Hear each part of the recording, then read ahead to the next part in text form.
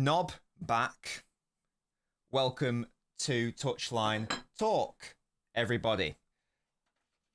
Thank you for being patient. Apologies, I was off last week, but I'm back now.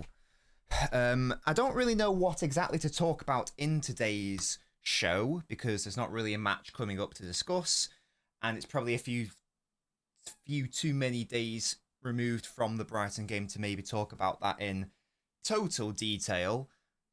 So I feel like this is sort of an overall just general-ish stream where we can talk about whatever, basically. That's what Touchline Talk normally is. I normally have like a general overarching topic which goes back into a Q&A situation. So yeah, we can talk about whatever, basically. I've titled the show, the state of Man City. The thumbnail says zero balance. So I do want to touch on a little bit of the dichotomy between the Forest and Brighton game. But yeah, maybe this could just be sort of like an overarching show just to get us back into it and that sort of thing. Again, apologies I've not been here. Thank you to all the kind messages on the community post that I left. If you don't know the situation, basically there's been a lot of bullshit happening in the background. Ari family stuff. Nana Nobbins has not been well, had a fall, etc., etc. It's just one of those things, isn't it? I showed her your messages.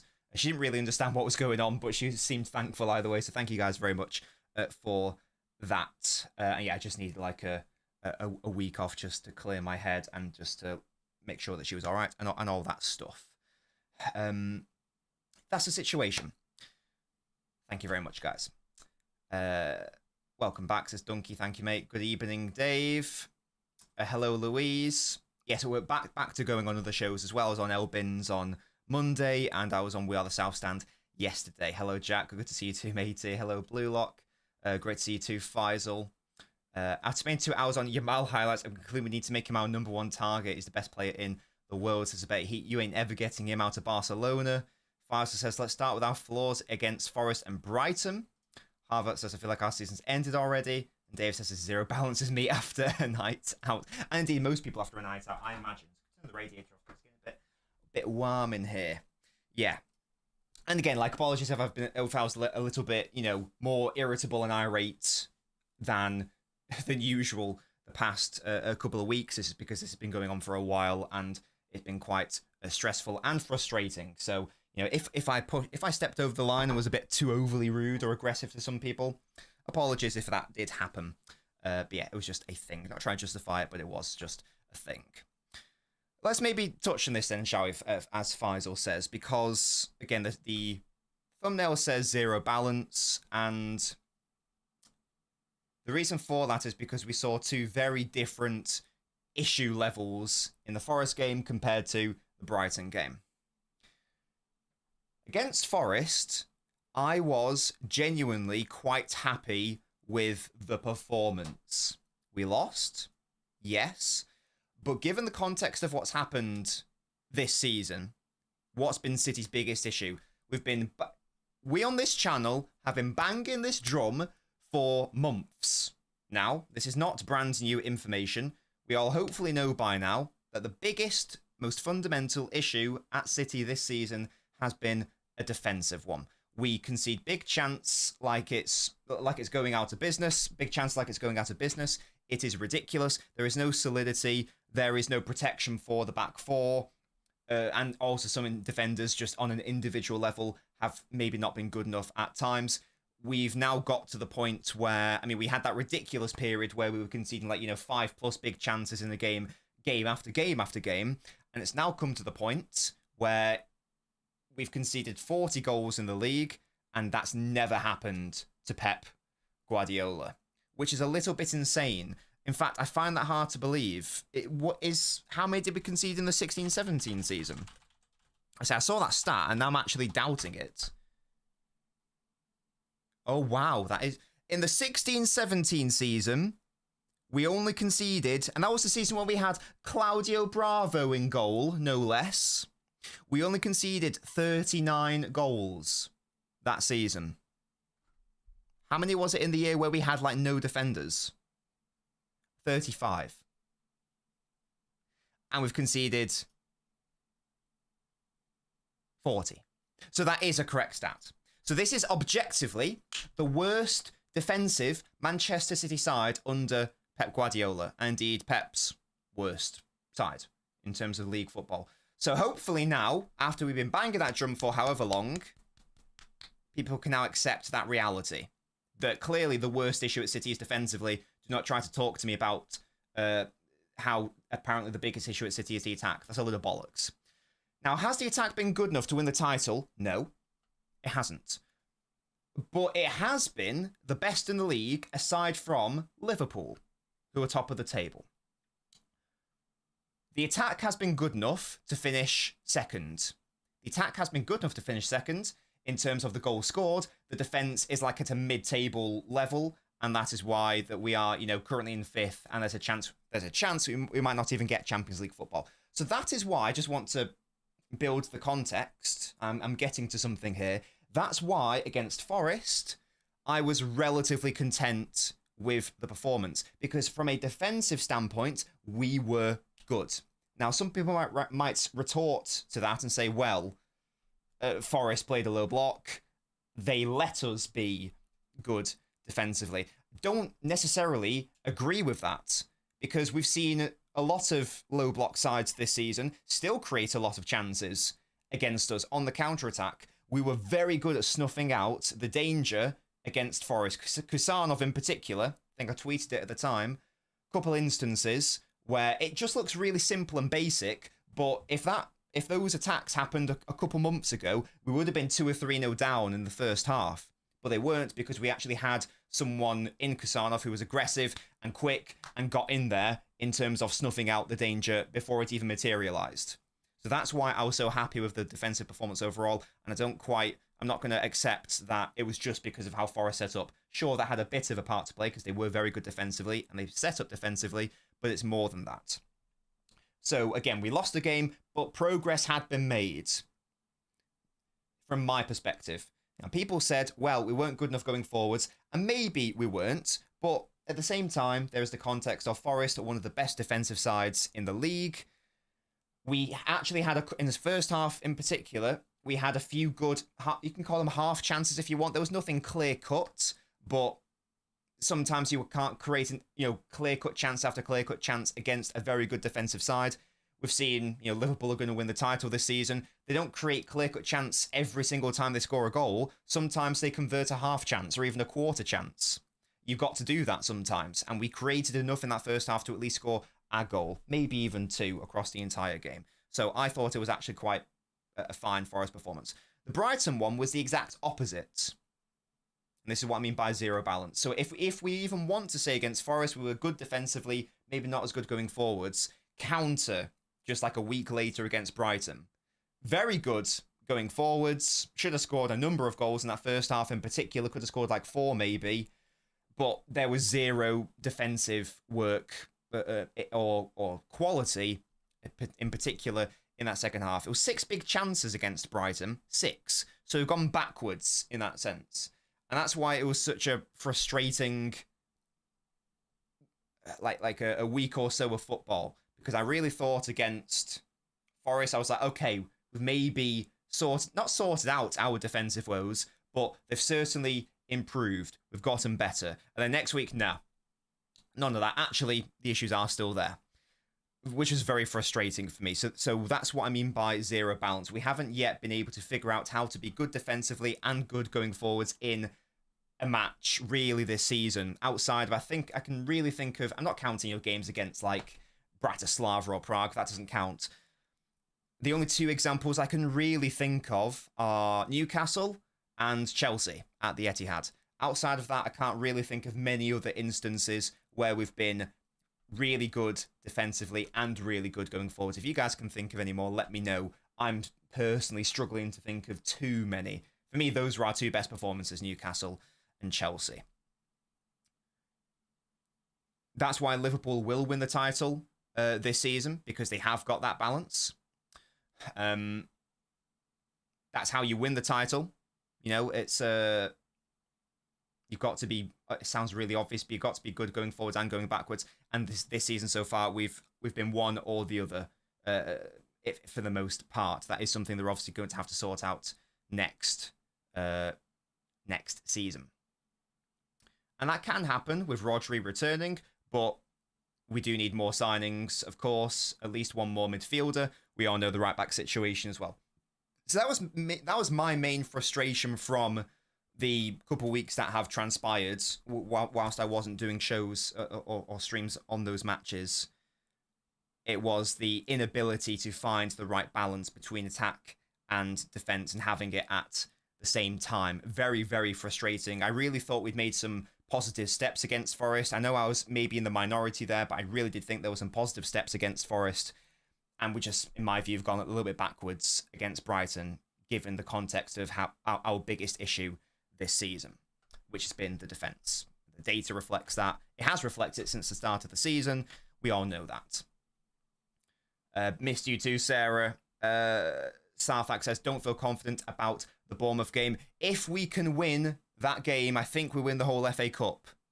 I think away against Bournemouth is a lot harder than neutral against Forest or neutral against who else is left? Villa, I think it is. The ideal scenario is we obviously beat Bournemouth and then we draw in the semi-final, the winner of, like, is it Fulham Palace, I think? And then hopefully one of Forest, Villa go out. If we can somehow beat Bournemouth away, it could happen. If we can do that, I think we win the whole competition. Re-sign Bravo, says Jack. Hello, Liam. Love you too. Afternoon to you, Linny. Pep set us up to draw and didn't do much wrong in defensive perspective. Individual errors from Edison and Guardiola cost us that goal. Yeah, it was a shame. And again, I do feel like we created enough to maybe win the match. Maybe a draw would have been good enough, but a draw against Forest is actually not a terrible result in any event.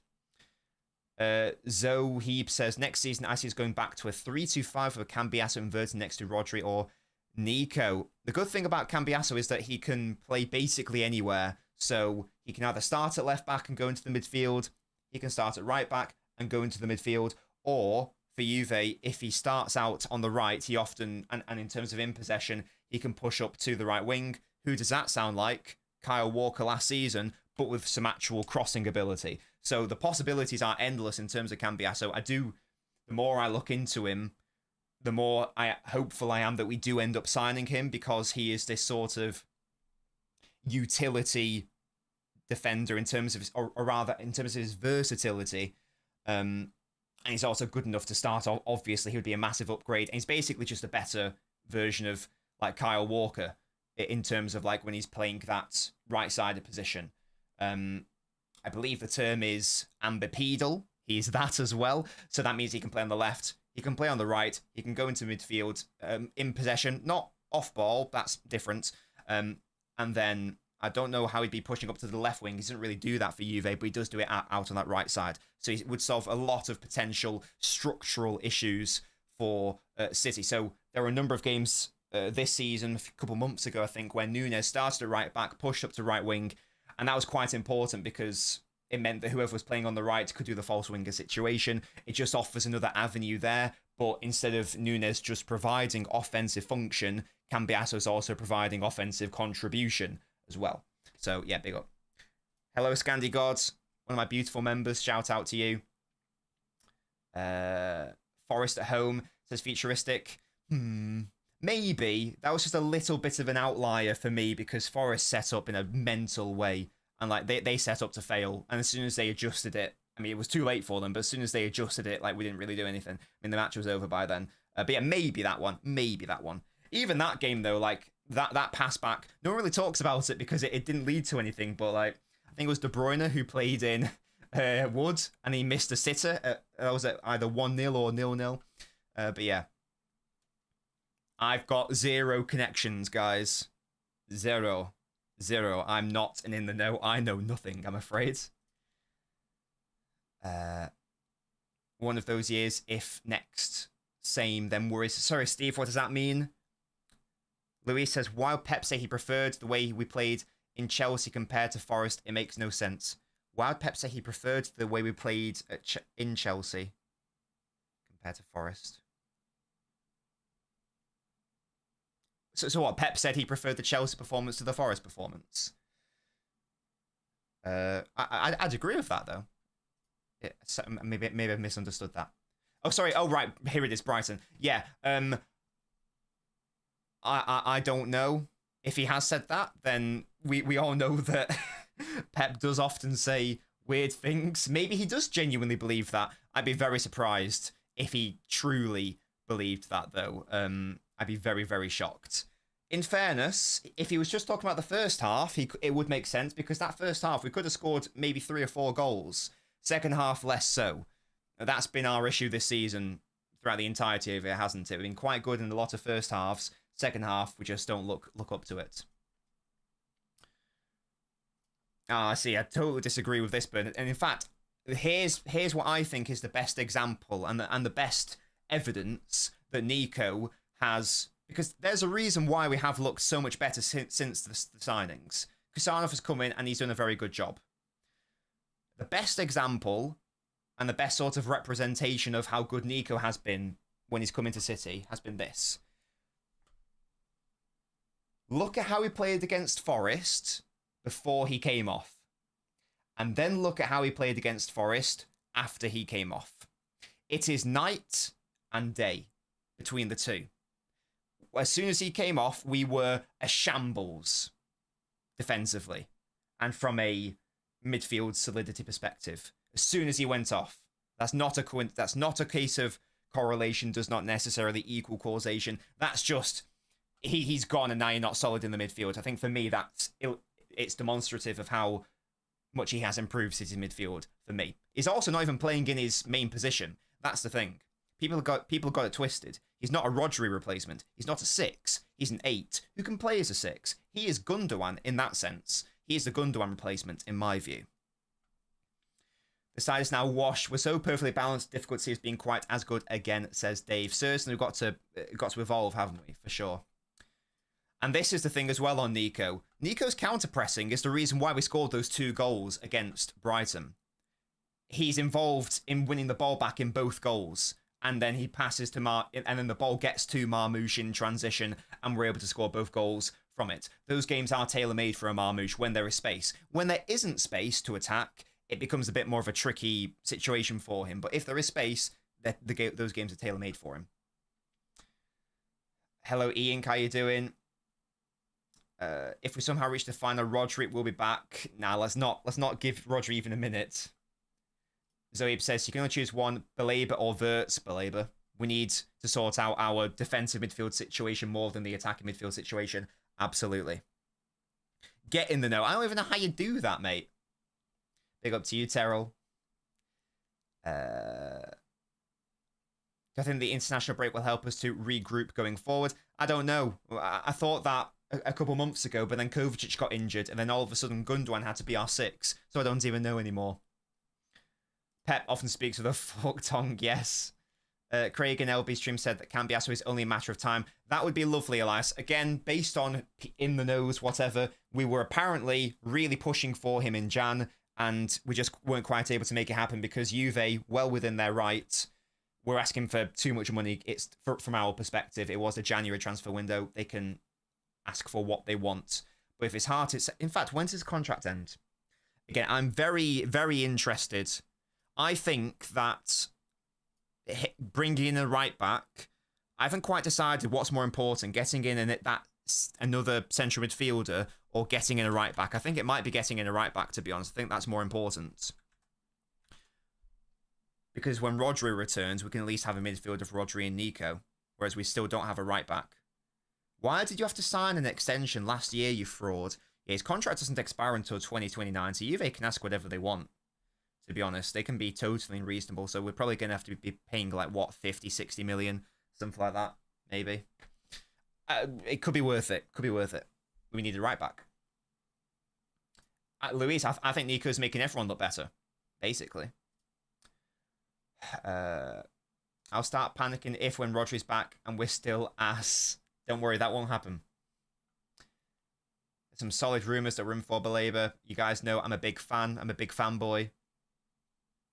Pep City have become a ship of Theseus, Paradox Colin. Unreal. Takes on the rumours about Frimpong. I don't want him. You guys know my thoughts on... Yeah, I don't want a winger as a fullback.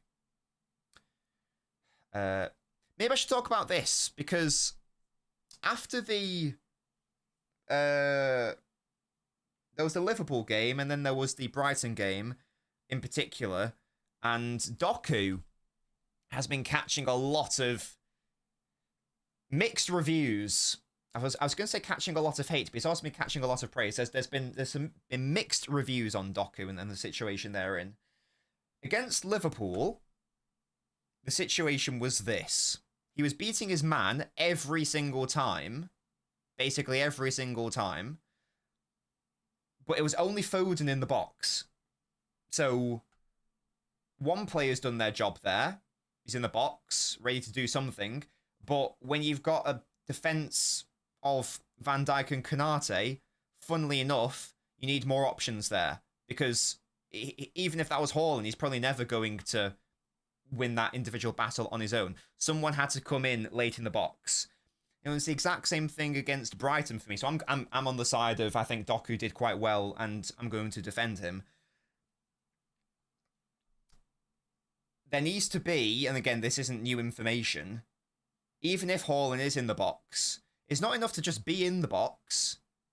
You've got to be making varied runs. And if so, let's say that Haaland is attacking the back post. Right, you've got that back post locked in. But who is attacking the near post? And who is attacking and crashing the box late? Against Brighton, for the most part, we didn't really have that throughout the entirety of the match. When Doku was on the pitch. I can't remember. Did Doku come off? I can't recall. Anyway. So I know that Marmoush, did well in terms of the counterattacks, but I feel like that's where, for me, Marmoush has so far been lacking this season, for the most part. I get it. He's in a totally different system, in a totally different team, in a totally different league, but we need to see him offering that as an option.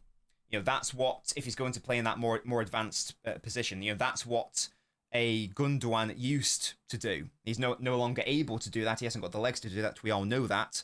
So therefore, Marmoush has got to pick up that mantle. He's got to do that. So far, he hasn't quite yet done that, which is a shame. Hopefully, that will come with time, but we certainly need to see a bit more of that. And when you see players making those runs, and you see players offering themselves in those instances, Doku will have more players to pick out, and all of a sudden, Doku's end product will exponentially increase. Now, is that to say that Doku is the perfect player and he's putting in absolutely perfect balls? No, but at the same time,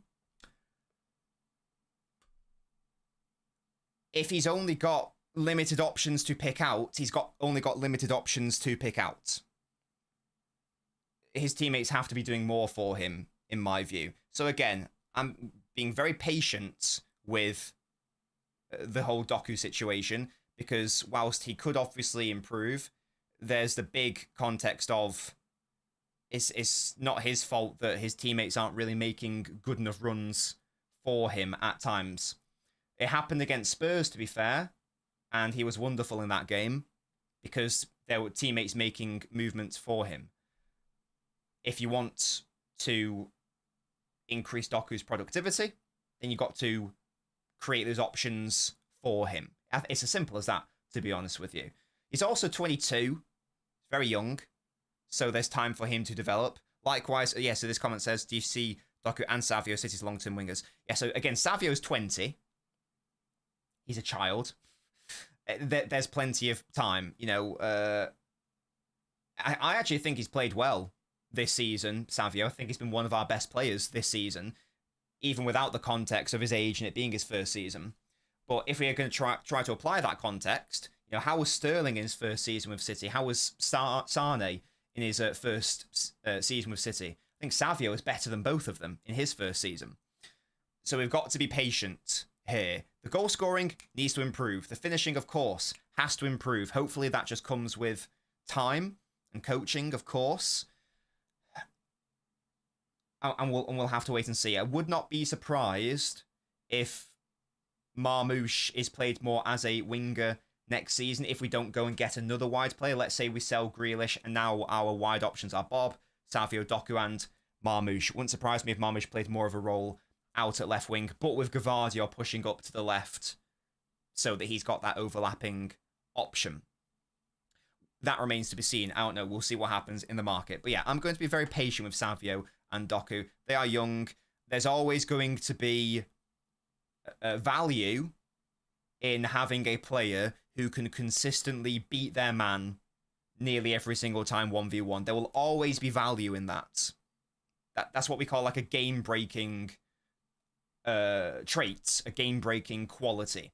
It doesn't really matter how the opponent sets up. If you've got a player who can always beat their man 1v1, it's largely irrelevant what the opposition can do. Can't really defend against that outside of doubling and tripling up. And if you do that, there's space elsewhere.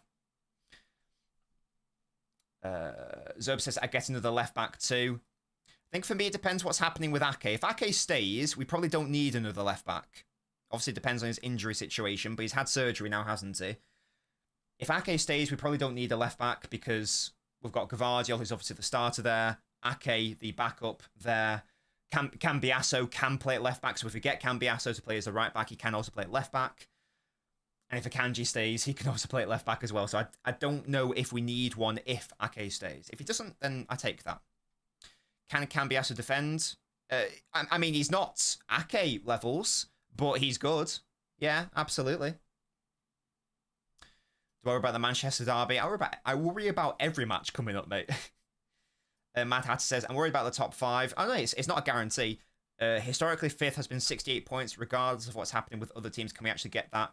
19, 20 points, more points, the better, says Mad Hatter. Absolutely. Well, just very briefly, what is our... Because we've got a relatively I'm not saying we have an easy run. People have misinterpreted when I say this. I'm not saying City have an easy run, but relative to the teams we have played, relative to the teams around us, we have a favourable run.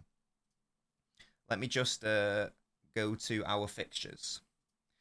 So how many games left? There are 9 games left. I mean, Newcastle have 10 because they played in the League Cup. But for example, our games are a hell of a lot easier than Chelsea's. A hell of a lot easier. I would be staggered if Chelsea finish ahead of us. Because these are Chelsea's fixtures. They're currently 1 point ahead of us. They've got to play Spurs. They've got to go away to Brentford. Ipswich, okay. Away against Fulham. Home against Everton, fine. Liverpool, away against Newcastle. United, away against Forest. On the last day of the season as well. That is a really, really hard run. And I'd be very shocked if they accumulate more points than us from now until the end of the season. And they're only 1 point ahead of us on a similar goal difference. Our run is more favourable than that. I think we will finish ahead of Chelsea. For comparison's sake, home against Leicester. Yeah. Okay, Manchester derby, yes. United Starship, we should be beating them. Home against Palace, we should be beating them. Again, I know should, it's a thing. Away against Everton, that will be hard. Home against Villa, that will be hard, but at least it's at home. Home against Wolves, should be beating that. Southampton, that's 3 points. Bloody should be anyway. Home against Bournemouth, it's hard, but at least we're at home. And then away against Fulham on the last day, that's a tricky one. That's maybe our trickiest one. Because it is away in fairness. But that's clearly, I'm not saying it's an easy run, but it is favourable. We don't play Liverpool, we don't play Forest, we don't play Chelsea, we don't play Spurs, we don't play Arsenal, we don't play Brighton. If we do play the harder teams like Villa or Bournemouth, at least it's at home. So based on that, I do think we finish ahead of Chelsea, at least. It's just, do we finish ahead of Newcastle and Brighton, and maybe even Fulham, Villa, because it is very tight. You could even throw in Bournemouth, who are 10th there. They're only 4 points behind us. But I do honestly think that we do. I do honestly think that we do finish ahead of at least Chelsea, and then you only need to finish ahead of 2 other sides out of Newcastle and Brighton, even if we're going to say that Forest stay in 3rd. I think we will finish in the top 5. That's my prediction. I'm not saying it's a guarantee. I'm not saying it's going to be easy, but we do play Southampton and Leicester and Wolves, who are all bad teams. I think we'll do it. Let me know what you guys think, though. I haven't looked properly at Newcastle and Brighton and Fulham and Villa's and Bournemouth's fixtures, but ours are relatively favourable.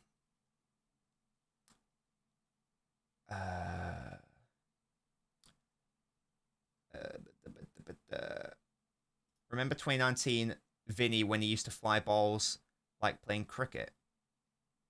Oh, sorry, is that Vinicius? Bob is twice the player of Savio, says Anthony.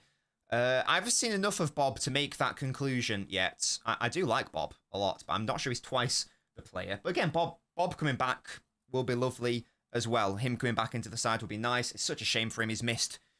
I thought he was going to... I mean, obviously he broke his leg. I thought he was only going to miss half the season. He's basically missed all of it, which is horrible, of course. But there we go. We still need a left wing cover. Grealish will leave. And Doku can't stay fit all season, says Nitesh. This might be Marmouche. It might be Marmouche. If we lean into, which is what I think we should do, if we lean into Guardiola playing on the left, in possession, false winger situation. I think that would be, for me, that's the best way to unlock a Marmouche. That doesn't mean not starting Doku, but again, it's some games will be the right game state for Doku. Sometimes it's the right one for Marmouche. Marmouche is better when the games are open. Doku is better when the games are tight. So I don't think you need to play them both at the same time anyway, not necessarily. Marmouche, in my view, works a lot better when he has an overlapping left-footed player rather than a left winger beside him, based on his City career so far anyway, and also based on what I saw for Frankfurt as well. I think Guardiola unlocks Marmouche and he plays a lot better. And then, I think we saw that, to be fair. My favourite game was probably the Newcastle game, and that day the front five did include Guardiola and Marmouche together. Guardiola basically unlocks anyone though, doesn't he? But I do think that is how we can get Marmouche into his best position and the best situation easily. We need to utilise Grealish better, says Stanley. I think we just need to move on from Grealish, to be honest with you. Do you think all our problems are because of absence of personnel, or do we need to change our playing style as well, says Shaf? I do genuinely think that if Rodri didn't get injured, and also if we didn't have a mental centre-back injury crisis, we certainly push for the title this season. This squad is better than last season's in terms of the individuals. The difference is, so by that I mean, this season that we're having now, i.e. a bad one, could have very easily happened last season if Rodri got injured towards the start of last season. It probably would have, maybe not to the exact same extent, but it would have been a very similar situation. The issues of this season existed last season. There's no difference there. We've actually gotten better because one of the issues last season was we had zero right wing presence. We've added Savio. Now we do have a right wing presence. So that's an increase. That's an upgrade, sorry. The issues from last season exist this season. The issues from this season existed last season. We were just very fortunate that Rodri had a Ballon d'Or year and Foden had a Player of the Season year, and that we didn't pick up any mental injuries. It was very, very easy last season to have had a shit season because there were many issues last season. You'll have heard me last season come out and say, we've got so many issues, we need to solve them. So it could have happened just as easily last season. We need overlapping right backs and left backs because it helps out whoever it is on the right and the left, says Mars. Well, hopefully that's what a Cambiasso can do.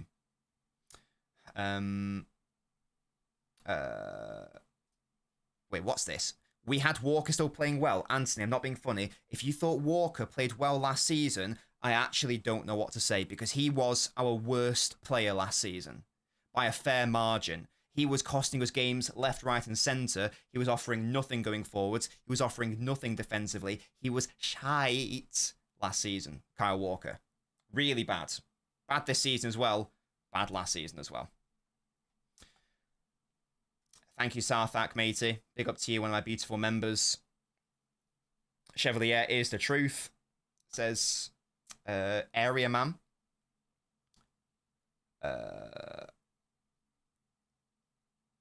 Yeah, I've just got a birthmark, guys. There's nothing wrong with my eye. Bob's back. Yeah, that's lovely. Cambiasso in the past 3 seasons to play 34 games, 39 games, and 35 this season. League games. He's not injury prone. Good. Lovely. We love him. Hey, I like Nico a lot. I like him a lot. Guardiola does not defend well and hasn't been attacking as much these last matches, says Sebastian. Now, this is the thing about Yoshko. I've touched on this before. Now, he's never going to be... I don't think he's ever going to be as good defensively as Ake, because Ake is a very different sort of defender. Now, does Guardiola need to improve defensively out wide? Yeah, he does. He needs to get tighter at times. But certainly in terms of, like, on ball, I think that Guardiola is wasted as... And this is why I don't ever really want to see him play as a centre-back, unless he does the John Stones situation. I don't ever want to see Guardiola playing as a centre-back in possession, because he's wasted there. Look at how wonderful he is when he's on the ball. Like, he could be mistaken for a winger, just an attacking player. I mean, he was a striker back in his day, wasn't he? So he's used to being advanced up the pitch. For me, he's wasted when he's played as, like, you know, as the left centre-back when we go to an in-possession back three. I don't hate him being played, you know, on like the left side of a diamond, or when he pushes into that three when we go 2-3. I don't hate that, but I just think that you're not really utilising his best offensive traits and on-ball traits when you don't play him out on that left side. So, and I think that goes hand in hand with Marmoush's best position. You know, Marmoush could... In theory, he could start on the left and then push into the centre, or he could just start at striker and then push there with Guardiola providing the width there. So, if he hasn't attacked as well this season as maybe we would have wanted to, a lot of that's because he's, for me, not being utilised correctly. Now, that does potentially introduce an issue, because if you do use Guardiola like that, you don't really start Doku on the left. You could do, it's just a little bit trickier. But those are my thoughts on it. That Walker one was crazy. I thought it was pretty universal that Walker was bad last season and was our worst player last season. So the fact that we've been able to find an ambiguity in that is pretty interesting. He was pretty universally agreed our worst player last season, and a liability last season, and a bad player last season. Very bad, in fact. Not just bad, very bad. Big up to Sai. That's my boy. Lovely guy. How you doing, matey? Thanks for Friday. Thank you, mate. It was very, very fun. Lovely to chat to you. Any reason as to why we haven't seen Echeverry yet? Now, I have been promising this video. Again, I haven't really made progress on it because of the issues that I've been having in the background, so apologies for that. I would like to think that this video will be out before the international break. That's my target. Again, apologies, I've not made any progress on it from last week and because of all the shit that's been going on. So apologies there. In sum, because LB and I briefly chatted about it on Monday, and I think I jokingly made him upset because I'm not going to go into too much detail on it, but basically there is a reason why he's not been called up to the Argentina squad, and there is a reason why he hasn't made the bench yet. He's not the saviour of Manchester City this season, in my view. He is not as good as a lot of people want to think he is. That's not to say he's bad, by the way. He's very good, but people think that he should just be starting like week in, week out or whatever. Now, that being said, I would like to see him on the bench. I would like to see him come on at some point. But in fairness, we're now in a situation where we've got 9 games where it is essential. It is essential that we get as many points as possible. Is now the time to be introducing a 19-year-old? Probably not. So those are my thoughts on why we haven't seen him yet. And again, I'm not going to go into detail. I will go into detail in my video. Very excited for him. I think he's going to be very good. But there are some very good reasons as to why we haven't seen him yet. It's not an issue either. He's 19, didn't even make the Argentine national side squad. It's fine. It's fine that we've not seen him yet. I'd like to see him on the bench at some point to come on. But I don't want to see him start right now. It's not yet time. It's not yet time. Hello, Musty. How you doing, mate? For me, keeper signing is the riskiest bet. Can define the entire season's success or failure. Yes, we do need to get that right. 100%. Ayushi, 100%. Hello, Stewie. I'm doing great. Thank you so much for asking. I think this has got to be bait. I'm not going to bite the bait. There's no way this is real. Guardiola, for the times he's played centre-back at City, has actually struggled a lot, says Akol. I wouldn't go that far. I don't think that's fair. But what I would say is that he's just wasted on ball at centre-back. You can unlock so much more out of him and indeed the other players if he's playing there. Musty, mate, I've been bigging him up. Chevalier, he's the one. Spoilers. When I do my how to replace Edison video, it's going to be him. Spoilers, guys. I've been talking about him for a while. He is the one. He is the one I would love to see us go for.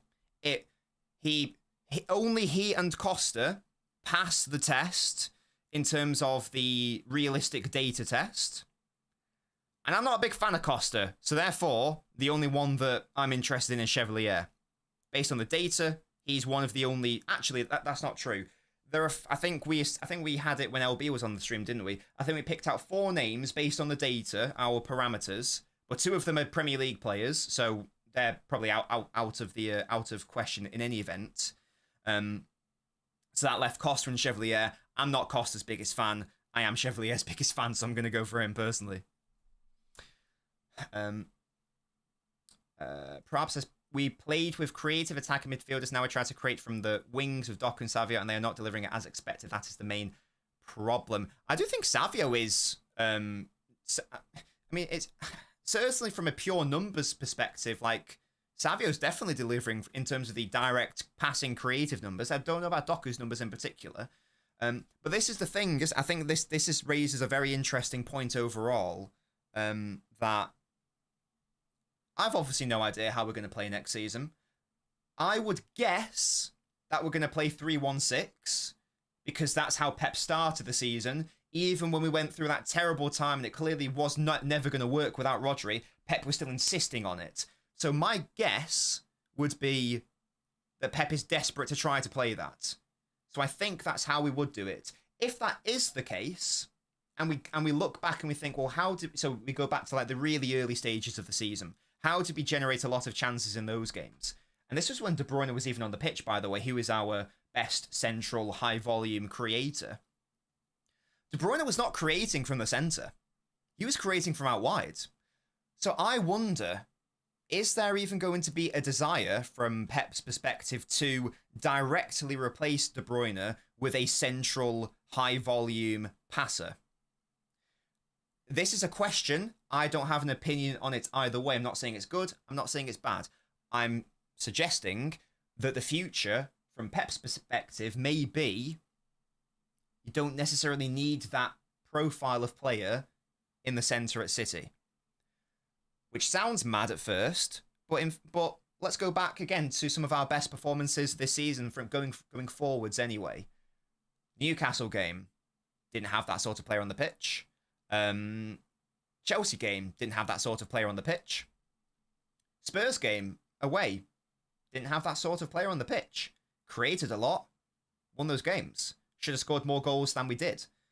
You don't necessarily need that player on the pitch. Another really extreme example of this, but this is just to illustrate my point. Liverpool, under Klopp, when they were arguably and probably the second best team in the world at that point, who was their high-volume passer from the centre? Was it Wijnaldum? Was it Fabinho? Was it Jordan Henderson? It was none of them. Their high-volume passers and creators were their fullbacks and their wide players as well. That came from the wings. Now, I'm not saying that that is the best way to do it, because there isn't the best way to play football and the best way to create. Again, in an ideal world, you would have creativity not just from passing, but also from like carrying and dribbling and threats all over the pitch. But all I am just saying is that there isn't necessarily a need to sign this pure, direct, high volume, pass boy. There's not necessarily a need. I don't wholly agree or disagree with that. I'm just putting it out there. Let me know what you guys think, though. Because I'm still, undecided. I don't know yet. I haven't decided yet. I think Daps asked me it on We Are the South stand last night. And I said, I don't know. I don't even know what I want. Lots of people are saying, should we get Wirtz? I don't know if we need him. I don't know if we should get him. We might need to get him, but I don't know yet. I don't know. Because if you've got enough if you've got enough, direct passing chance creation from the wings, let's say, and then you've got deeper passers in Rodri and Nico, do you necessarily need Marmoush to be this? Because I'm just like, or even Foden or whoever, do you need that player to be this high volume passer? That's not the same as, you obviously still need them to be good at passing and need to be good at creating, but do you need them to be this absolute pass first, high volume, Kevin De Bruyne mold of player? It doesn't necessarily have to happen. You could have pocket players in the more advanced central midfield. You could have passers from deep, and then you've got the true creators out wide on both sides. Now that's creating via a number of different areas. You've got passing from deep with balls over the top and just like long passing in general and passing into the pockets. You've got those pocket players in isolation who can who are goal threats in their own right and also good at passing in general. But they are obviously carry first players, but you've got creation via dribbling and carrying, and then you've got the out wide threat as well. It's not necessarily the correct way to go about it. I'm just trying to have a think. Because again, if we do 3-1-6, and when it worked, we didn't have that sort of player centrally. We had Bernardo as that 10. Against Chelsea, for example, Bernardo was that 10. The other midfielders that day were technically Guardiola and Rico Lewis, who aren't exactly high-volume passers, are they? But it worked. So could you replace Rico Lewis with Cambiasso? Could you perhaps put Guardiola onto the left and then have Marmoush tuck in and then have a Foden replacing either, Bernardo potentially? You absolutely could. It could work. It's an interesting thought to have. And again, I don't know if I'm saying it's right or not. I'm just theorizing. Could that be what City will be going forwards? I don't know. We'll see. I think it will totally depend on how Pep wants to play. I've done a lot of talking there. To be fair. It is sort of the point of the show. Let's chat about who's going to be our right back for the rest of the season, says City Pulse. When's Akanji coming back? When's my boy Manu coming back? Let me know. Against Forest, our wingers were marked. We had nothing in the middle. I don't know if I agree, because we created quite a lot from the centre that day, in fairness. Yeah, I don't know if I agree. Especially against a team like Forest, you need your creators to be the wide players, actually, because there's not going to be any space centrally. So in those sorts of games, it's actually better to have your creators out wide. It's just about finding the people in the middle. And we did do that. Like, Haaland should have scored at least one in that first half, for example. There was a moment where Bernardo could have done better as well. And also Forest just defended quite well. I just wonder whether people will be disappointed with Wirtz when he arrives. I don't know if he's the player people think he is. I'm not sure. I don't know. That's why I don't like to say him. I like to say like a sort of De Bruyne-like player, because I don't even know if Wirtz is necessarily that. Mars says we need one more energetic box-to-box midfielder like a Baleba type. I definitely agree that minimum, and I think this question was asked yesterday as well, would you prefer a Baleba type or a Wirtz type? We definitely need this one more. Definitely need that more. For me, it depends on outgoings. Obviously, if a goalkeeper leaves, that would be the number one priority. But let's assume just for a moment that the goalkeeper doesn't leave. In terms of like positions of priority, I think we need a right back first and foremost. And then we need this central midfielder. before we even have any conversations about a more offensive player. For me, those are the two positions that we absolutely must be concentrating on and nail first and foremost.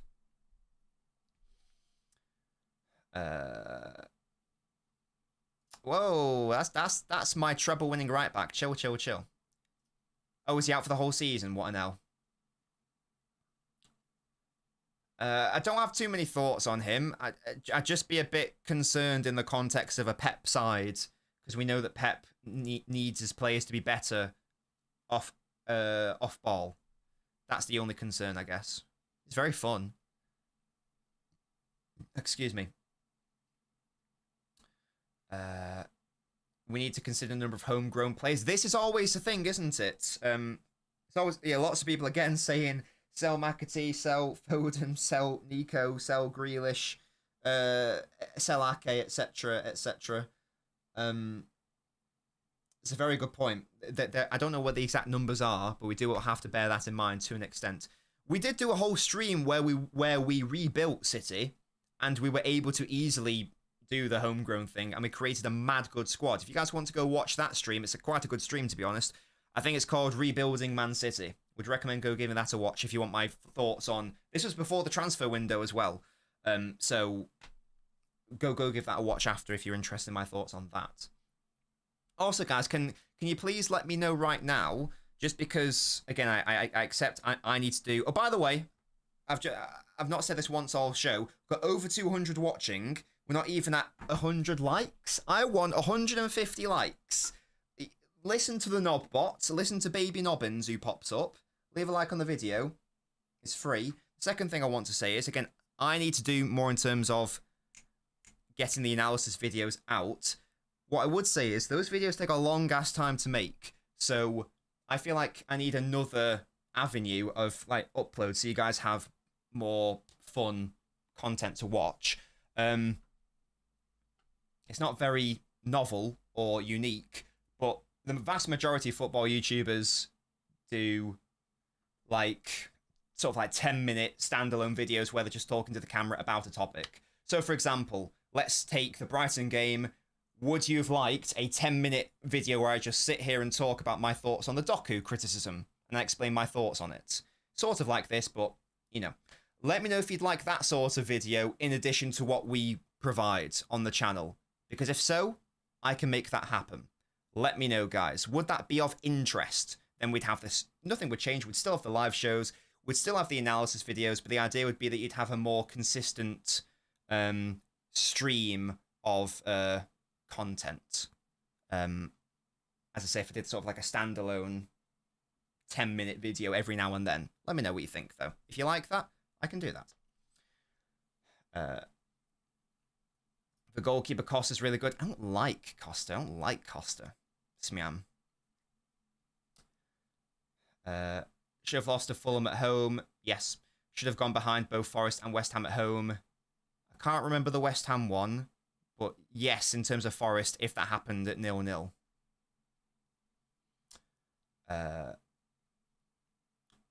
Verts isn't good, says Amin. Oh, sorry, he's world class. I agree whether he'll perform in Pep's rigid tactics.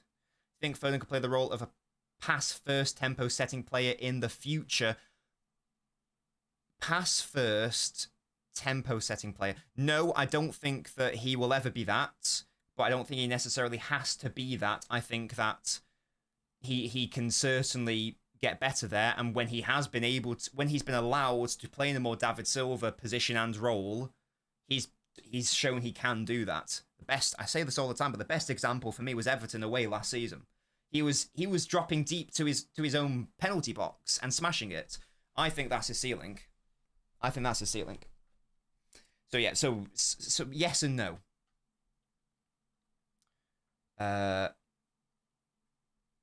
You said you didn't think Verts was necessary. However, would he be your main target, and how much would you pay? I don't know. It still depends on outgoings for me. It depends on the Echeverri situation. I just need to know, like, what is the proposed budget and how much would he cost? Because if we are saying, right, we can spend gross 300 million quid this summer, just as a number. That's probably quite gross. That's probably quite a lot. Let's say 250. Okay. Now, how much is it's going to cost? If we could even get him, it's going to be over 100 million, probably like 120, 130 million or something insane. Let's say 125 for argument's sake. That's half my budget on a position that I don't think is even the second biggest priority. So if it comes to that, I'd rather focus elsewhere, to be honest. This is why I've brought up Baena before, if he is that sort of player that we are after.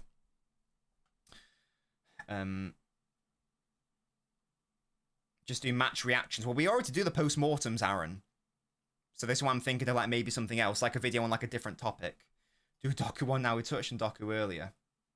Again, let me know, guys. Would that be of interest? Just sort of like, because again, it's not new. Like LB does them, Saeed does them, everyone does them. Should I also do those? You know, where it's sort of like maybe once a week or a couple times a week, I do like a 10-minute standalone video sort of thing.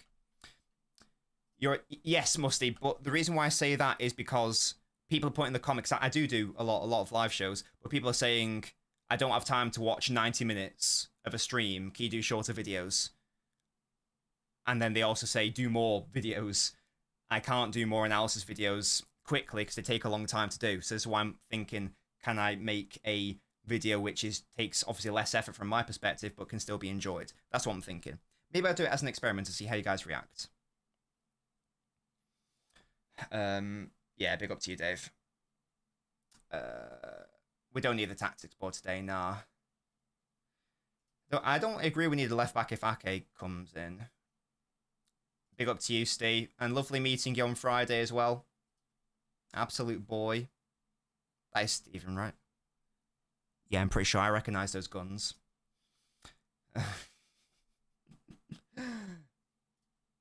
Yeah, exactly, man. And this is why, like, it's there's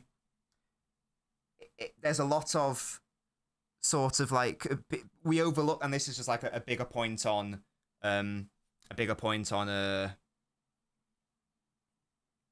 results-based analysis as well, isn't it? We've had players make mistakes where a ball is given away and it leads to a goal, or the exact same situation but it doesn't lead to a goal, and there's more slack for one player than the other. But that's what we call outcome bias. That's not really how it should work. The fundamental point is the mistake was made. Do you think O'Reilly and Rico are future at City? Definitely. Yeah, definitely. Rico Lewis, for me, sadly, is only ever going to be a squad player because of his physicality. I think he's just stunted thereafter. I think we're seeing it with Skelly, Lewis Skelly. He's come in and immediately he's got an England call-up and he does not look out of place in that Arsenal side. Now, he shares a lot of very similar attributes to Rico Lewis. But if you look at Skelly, he is like jacked. And he's, from a physical, athletic perspective, he is a man. You get me? And he's younger than Lewis, I think. Lewis looks like a boy. Does that make sense? So it's harder for someone without natural physicality and athleticism to succeed than someone who already has it. I think this is all just like touching on Arsenal youngsters. I think this is why, you know, Nwaneri has been able to come in and look pretty good straight away. Because he's already got the physicality there. He doesn't look like a boy. He looks like a man. You don't necessarily need to be. I'm not saying that these players aren't gifted, from a technical perspective, because they obviously are. I'm just trying to make the point that in general, as a youngster, you don't need to be at the absolute technical peak if you are already there from a physical perspective. You know, you can develop your technique. Over time, you can get better with that, etc. I mean, obviously, if you've got a shit first touch, it's probably going to be shit forever, but you know what I mean? Whereas you're not going to grow longer legs, yeah? You're not going to have a more fluid torso. You can put on muscle, but if your frame is a certain way, it's going to be harder. So like, lots of people say, Rico Lewis just like put on a load of muscle. He's not going to necessarily play the exact same way. And he'll lose a lot of his traits if he does do that, because his body composition will change massively. So it's not as simple as just do that. So it's easier for players who are already physically there to do that. You get me? Will I do a knee slide of a cat? I do like Camavinga. That seems that seems like lazy though and boring. I reckon I could just do a thing. I will be getting back to the analysis videos. Don't you worry. I'll trial them and then we'll see. Don't worry, Alex. They'll come. Yes, D, that'll be coming, of course. Big up to you, Rashid. Big up to you, Owen. Skelly's better physical attributes. Yeah, exactly. That's what I mean, stupid. So therefore, it's easier for him. I think. Yes, that is the term that I used. Yeah, exactly. You can't just get taller. You can't just get longer legs. You can't just cover ground easier like that. You can work on like sprinting and getting faster, but you're always going to be stunted to an extent. You know, like it did not matter how much I trained from birth. I was never, even if I like ran every single day all my life when I popped out, yeah, I was never ever going to be faster than Usain Bolt. It was never going to happen because genetics are a thing. Not only is he putting in the same work as me, he's also just got the natural attributes as well. It was never going to happen, no matter how much work I put in. And it's sort of a similar thing. It doesn't matter what Lewis does, he will never be able to cover ground like Mateus Nunes. He will never, Foden will never ever be able to hold off players in the same way that Doku can. Because Doku's just got that stocky build where that is just what he is as a player. Like Foden just physically is not that sort of player. All these things play a part. So if you're weak physically, you're naturally at a worse starting point. This is why it's so wonderful when players like David Silva can become the players that they are. I mean, they do learn how to use their body, but at the same time, they're just from such a ridiculous technical level that it bypasses that weakness. Now imagine like David Silva's attributes in like the frame of fucking Jude Bellingham, something like that. I understand that part of David Silva came from like low center of gravity, blah, blah, but you hopefully you get what I mean. Yeah, big up. Yeah, everyone was very nice on Friday. Went a close side. I've been on Side's channel before, but I'm normally only invited onto Side's channel when LB's unavailable, because obviously LB's the main boy. But I've been on Side's channel before. I've got his digits. Yeah. How would I spend 300 million in the summer?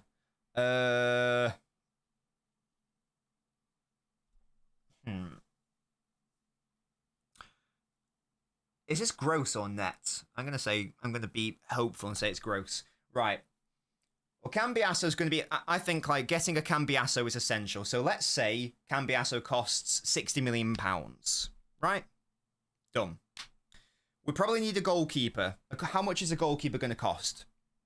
I don't know how much. Let's say 40 million. Yeah? So I've already spent 100 million on 2 players. Yeah? So I've already spent a third of my budget. And I still need to get that midfielder. I think we need to spend around 100 million-ish on that sort of player. Or maybe even 2 net. Let's dream big. And let's say, for argument's sake, I'd get Baleba. You're asking me, so I'd get Baleba. I think it's going to cost around 120 million. Let's say 125. No, let's say 120. So how much have I spent? I've already spent 220 million. So I now have 80 million to spend. Gross. What would I do with that? Okay, it depends on outgoings. I might need an experienced centre-back depending on outgoings. How much would that be? 40 million? So now I've got 40 left. What's buying his release clause? Spend it on him. There you go. Boom. Smashed it. Get me in the sporting director seat now. Yeah, now.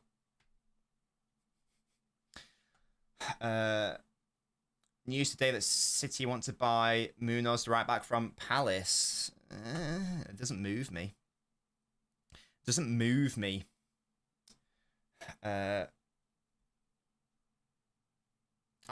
can't remember, Naveen. It was ages ago. It was one of his Monday shows. I can't recall. Dickerson got gifted a wife. Wait, what? What? Yes, Nitin. And if you were in charge, matey, we wouldn't have won the title last season. Can we all get a round of applause for Nitin here? Say goodbye to 4 in a row. Good work, mate. Exactly, Anthony. Totally agree. He'd do more than do. He'd be great. I've heard a lot about him, Ichigoat. Kamara. I've not watched enough Monaco to comment, to be honest. But again, I've heard a lot of good things from him. Heard a lot of good things. Yeah. Oh dear. Right, guys, I've been live for over an hour, I think, so I feel like I want to call it a day there because I get accused of my streams being too long. So I'm gonna wrap it up there. Any final comments, questions, concerns? The content's going to be making a return this week.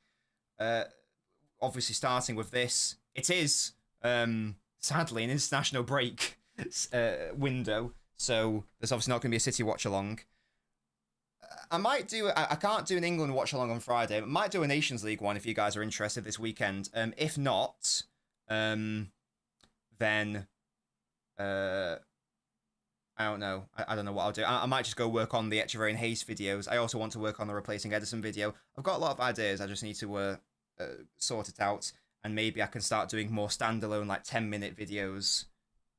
You know, maybe like a couple times a week or whatever, that sort of thing. We shall see. We shall see. Until then, guys, thank you so much for joining. I'm going to go probably visit Nana Nobbins, actually, see how she's doing. Thank you all for your lovely comments and words of support. Again, I showed them to her. She didn't really understand what was going on, but she appreciated it nevertheless. And yeah, lovely stuff. Until then, guys. Oh, sorry, by the way. Hazard, Mahrez. Until next time, guys, have a lovely rest of your evening, and I'll see you all next time. I'm actually live on Twitch tomorrow, doing a fun gaming stream, so make sure to join me for that tomorrow evening. The link is there. Thank you guys so much for joining me, and I'll see you all next time. Goodbye, guys.